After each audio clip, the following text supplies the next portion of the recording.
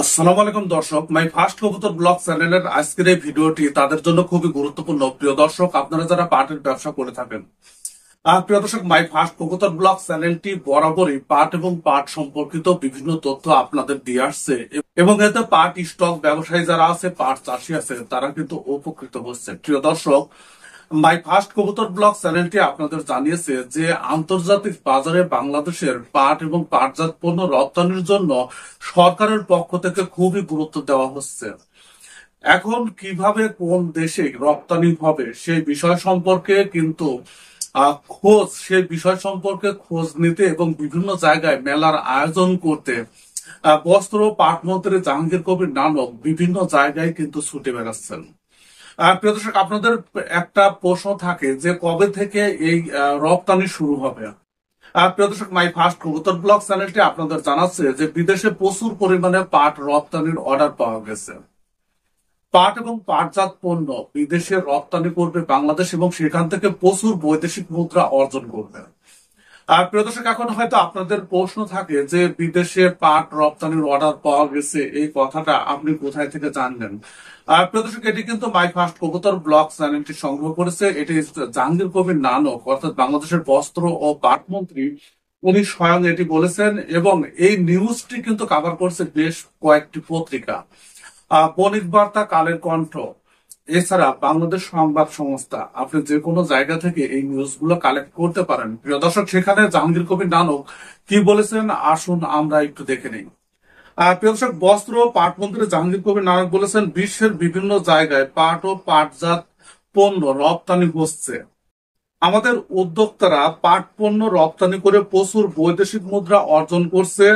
বিভিন্ন আন্তর্জাতিক হস্তশিল্প মেলায় আমাদের পাট পণ্য প্রদর্শিত হচ্ছে এবং প্রচুর ক্রয় আদেশ পাওয়া গেছে বা পাওয়া যাচ্ছে।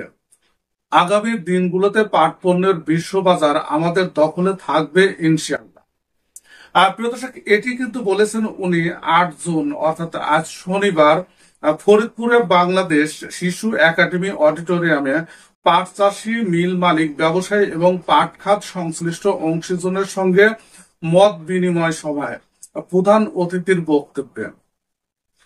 প্রিয় দর্শক, এখান থেকে কিন্তু আপনারা বুঝতে পারছেন যে এতদিন ধরে মাই ফার্স্ট কবুতর ব্লগ চ্যানেলটি যে নিউজগুলো আপনাদের দিয়ে আসছে তার কিন্তু একটা বড় ধরনের সত্যতা মিলে গেছে। প্রিয় দর্শক, এখন এই যে মাঠ পর্যায়ে অর্থাৎ যারা স্টক ব্যবসায়ী আছে তারা যখন পাট বিক্রি করতে যাচ্ছে, দামটাও কিন্তু বৃদ্ধি পাচ্ছে। এখন ঈদের পরে দামটা আরো বৃদ্ধি পাবে এবং চাহিদাও কিন্তু বৃদ্ধি পাবে এবং সামনে যেহেতু পাটের আবাদ কম হয়েছে, পাটের চাহিদা পূরণ করার জন্য প্রচুর দামে কিন্তু তাদেরকে পাট ক্রয় করতে হবে। ভারতে কিন্তু পাটের উৎপাদন অনেকটাই কম হয়েছে।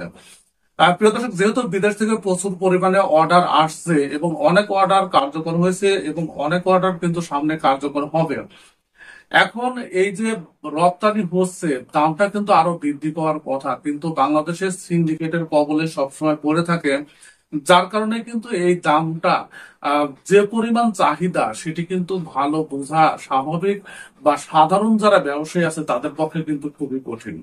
তবে বাই ফার্স্ট কবুতর ব্লগ চ্যানেলটি আপনাদের সঙ্গে আছে এবং নিয়মিত আপনাদের কিন্তু এই সম্পর্কিত আপডেট দিয়ে থাকবে। তাই চ্যানেলটি সাবস্ক্রাইব করবেন এবং শেয়ার করবেন যেন অন্যান্য পাট স্টক ব্যবসায়ী যারা আছে, পাট চাষি যারা আছে, তারা যেন দুশ্চিন্তায় না থাকে, তারা যেন সঠিকভাবে সঠিক তথ্য জেনে তারপরে ব্যবসা বাণিজ্য করতে পারে। প্রিয় দর্শক, সেই সাথে আরো একটি বিষয় যে আরো কিছু গোপন নিউজ আছে যেগুলো আপনাদের সামনে মাই ফার্স্ট কবুতর ব্লগ চ্যানেলটি উপস্থাপন করবে ধাপে ধাপে। শুভকামনা জানাচ্ছি। আর যারা পাট স্টক ব্যবসায়ী আছে তাদের জন্য একটি দারুণ সুখবর অপেক্ষা করছে। প্রিয় দর্শক, ভিডিওটি দেখার জন্য আপনাদের সবাইকে ধন্যবাদ জানাচ্ছি।